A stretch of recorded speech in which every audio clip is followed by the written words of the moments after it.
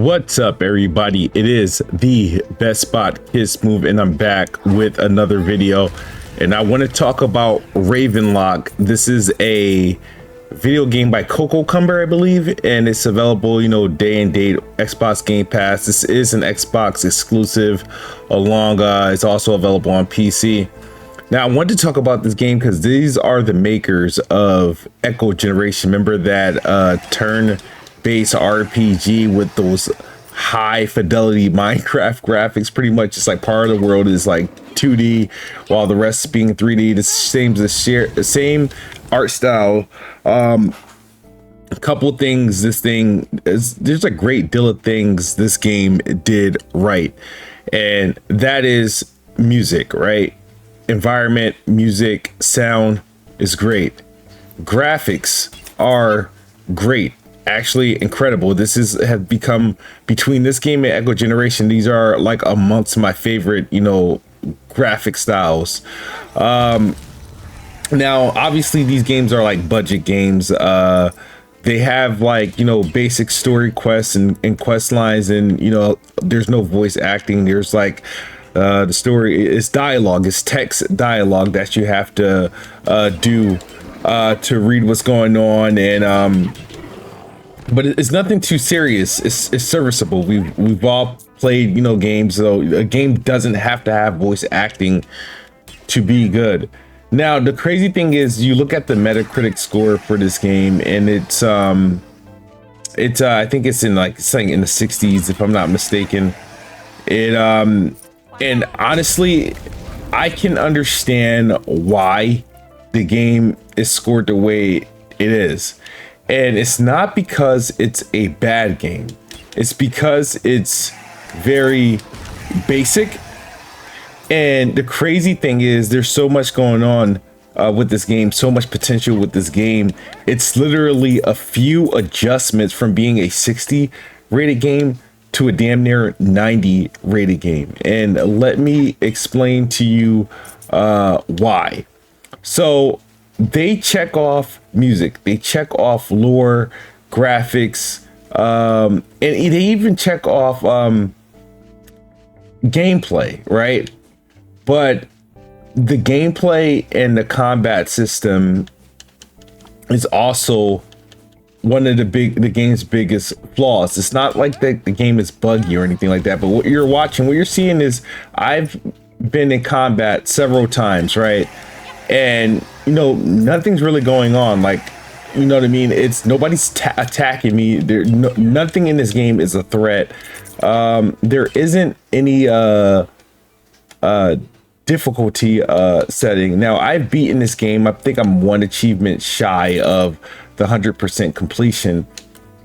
So the thing is, the game is very, very easy, and that's not a problem. But the thing is, this is one of those type of games where its difficulty setting is pretty much a knock against it as a game.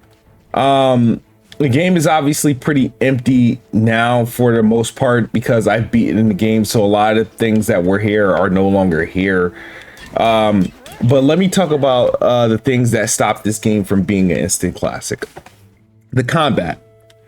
The combat is pretty simple. X is what you're going to be pressing all day. You get a few special attacks that you unlock as the game progresses, like the LB or the L1 button would be like your range attack, which mine is upgraded to the max, so it pretty much kills on one hit. There's also the RB attack, which is like a rust attack. You have B to dash. You have L trigger to do like a right trigger to do like a powerful slash, flame slash. L trigger to do a powerful sword move. And you have Y, which is to block.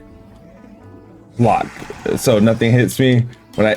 So the gameplay is fairly basic, but if this game was targeting, let's say, even like toying around with the Souls genre, this game would have been instantly a classic. Now, the game doesn't need to be difficult.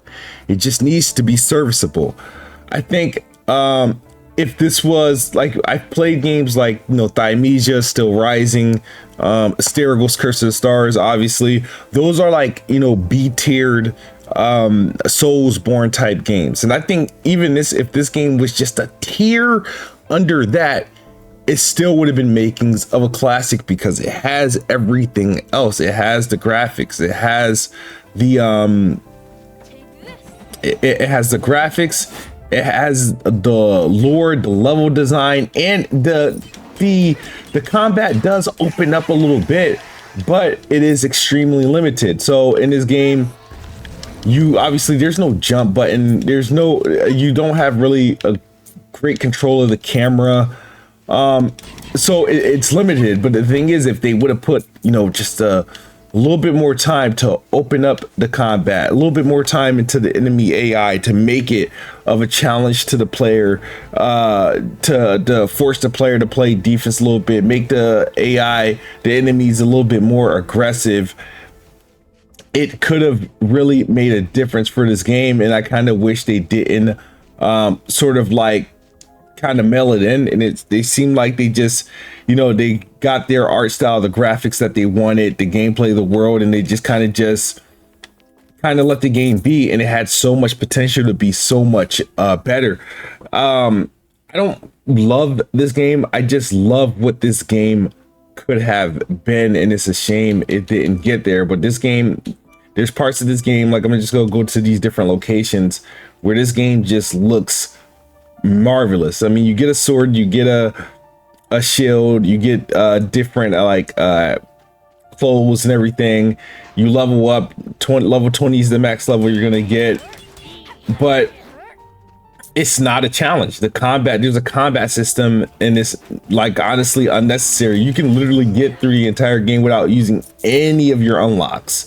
And that's just a shame. And I feel like if Cococucumber would have went to a more Souls-esque, and like I said, it doesn't have to be hard, doesn't have to be difficult, but it just a little bit of a challenge, you know, to challenge the player, to complement this game's, you know, graphics, to complement the game's world.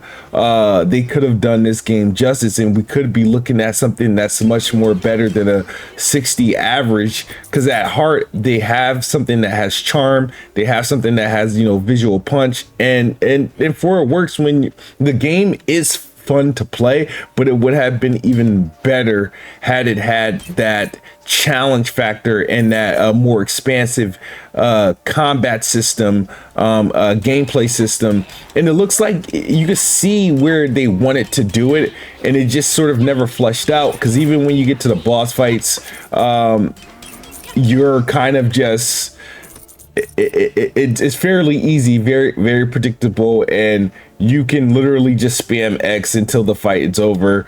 They even gave some of these boss fights, you know, multiple phases, and it's kind of unnecessary because it does not add to difficulty. So if anybody, you know, is interested in playing this game, you want something cute, something charming, I definitely recommend playing. You can beat this game within 3 to 4 hours. And like I said, the only knock against it, it's not like you're looking at a bad game, you're just looking at a very, very accessible game, and the accessibility of this game is as a deterrent and a detriment, and it worked out to be a negative. But I'll say I had fun playing this game, and I think the fun of me playing this game was more based off the potential it has, because I mean, I love the graphics, love the world, love the character, love the characters, love I like the gameplay loop. I just don't like that it's not a challenge at all, and that they left a lot on the table when putting this game together. But this is just my quick thoughts on Ravenlok.